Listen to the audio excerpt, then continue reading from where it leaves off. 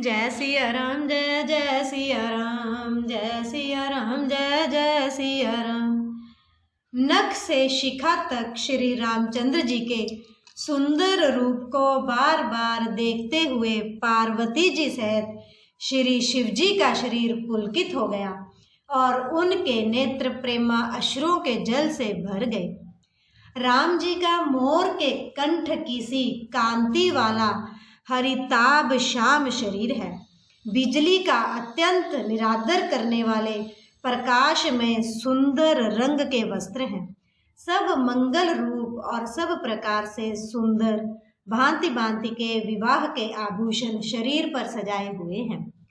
उनका सुंदर मुख शरत पूर्णिमा के निर्मल चंद्रमा के समान और मनोहर नेत्र नवीन कमल को लजाने वाले हैं। सारी सुंदरता अलौकिक है, माया की बनी नहीं है, दिव्य सच्चिदानंदमयी है। वह कहीं नहीं जा सकती, मन ही मन बहुत प्रिय लगती है। हाथ में मनोहर भाई शोभित हैं जो चंचल घोड़ों को नचाते हुए चले जा रहे हैं। राजकुमार श्रेष्ठ घोड़ों को उनकी चाल को दिखला रहे हैं और वंश की प्रशंसा करने वाले मगध भाट विरुदावली सुना रहे हैं। जिस घोड़े पर श्री राम जी विराजमान हैं, उसकी तेज चाल देखकर गरुड़ भी लजा जाते हैं। उसका वर्णन नहीं हो सकता। वह सब प्रकार से सुंदर हैं, मानो कामदेव ने ही घोड़े का वेश धारण कर लिया हो। मानो श्री रामचंद्र जी के लिए कामदेव घोड़े का वेश बनाकर अत्यंत शोभित हो रहा है।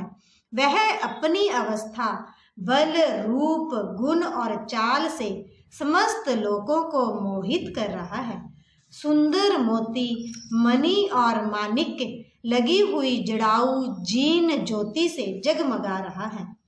उसकी सुंदर घुंघरू लगी ललित लगाम को देखकर देवता, मनुष्य और मुनि सभी ठगे जाते हैं। प्रभु की इच्छा में अपने मन को लीन किए चलता हुआ वह घोड़ा बड़ी शोभा पा रहा है, मानो तारागण तथा बिजली से अलंकृत मेघ सुंदर मोर को नचा रहा हो। जिस श्रेष्ठ घोड़े पर श्री रामचंद्र जी सवार हैं, उसका वर्णन सरस्वती जी भी नहीं कर सकती। शंकर जी श्री रामचंद्र जी के रूप में ऐसे अनुरक्त हुए हैं, उन्हें अपने 15 नेत्र इस समय बहुत ही प्यारे लगने लगे। भगवान विष्णु ने जब प्रेम सहित श्री राम को देखा, तब वे रमणीयता की मूर्ति श्री लक्ष्मी जी के पति श्री लक्ष्मी जी सहित मोहित हो गए।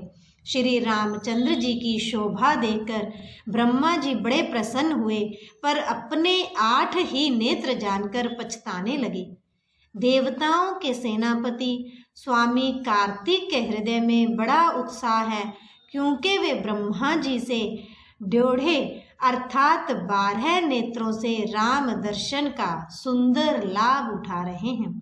सुजान इंद्र अपने 1000 नेत्रों से श्री रामचंद्र जी को देख रहे हैं और गौतम जी के शाप को अपने लिए परम हितकर मान रहे हैं। सभी देवता देवराज इंद्र से ईर्ष्या कर रहे हैं और कह रहे हैं कि आज इंद्र के समान भाग्यवान दूसरा कोई नहीं है।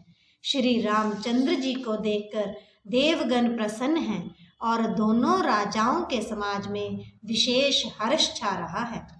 दोनों ओर से राज समाज में अत्यंत हर्ष है और बड़े जोर से नगाड़े बज रहे हैं।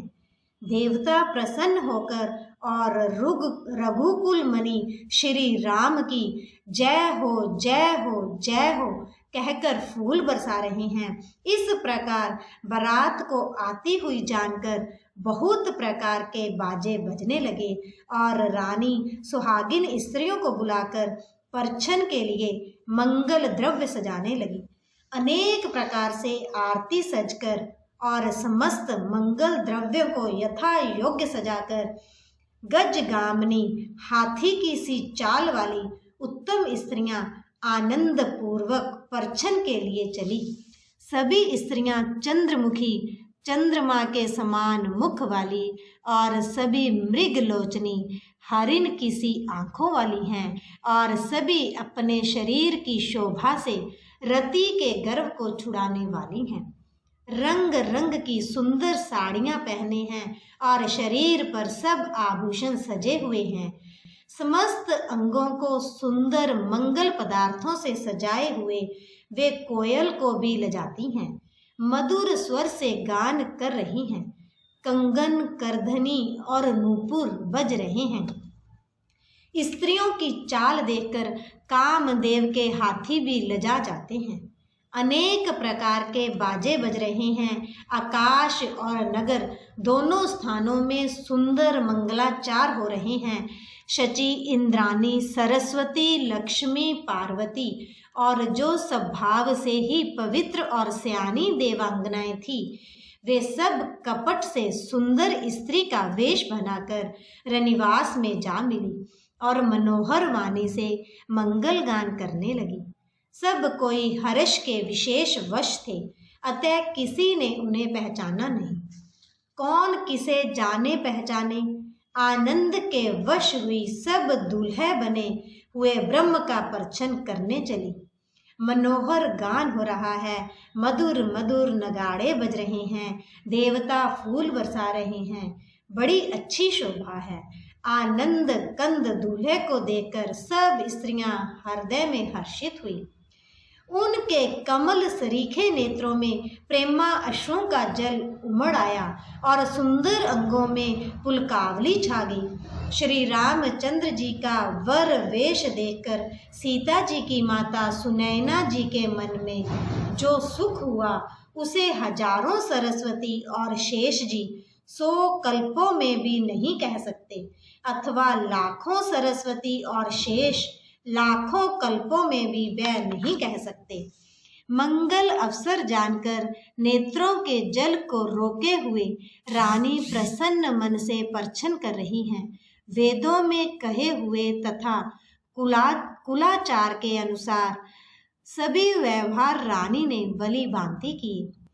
पंच शब्द तंत्री, ताल, झांझ, नगारा और तुरही, इन 5 प्रकार के बाजों के शब्द पंच ध्वनि, वेद ध्वनि, बंधी ध्वनि, जय ध्वनि, शंख ध्वनि और हुलू ध्वनि और मंगल गान हो रहे हैं। नाना प्रकार के वस्त्रों के पावड़े पड़ रहे हैं। उन्होंने रानी ने आरती करके अर्घ्य किया और श्री राम जी ने मंडप में गमन किया। दशरथ जी अपनी मंडली सहित विराजमान हुए। उनके वैभव को देखकर लोकपाल भी लजा गए। समय समय पर देवता फूल बरसाते हैं और भूदेव ब्राह्मण समय अनुकूल शांति पाठ करते हैं। आकाश और नगर में शोर मच रहा है, अपनी पराई कोई कुछ भी नहीं सुनता। इस प्रकार श्री रामचंद्र जी मंडप में आए और अर्घ्य देकर आसन पर बैठाए गए। जय सिया राम, जय जय सिया राम, जय सिया राम, जय जय सिया राम।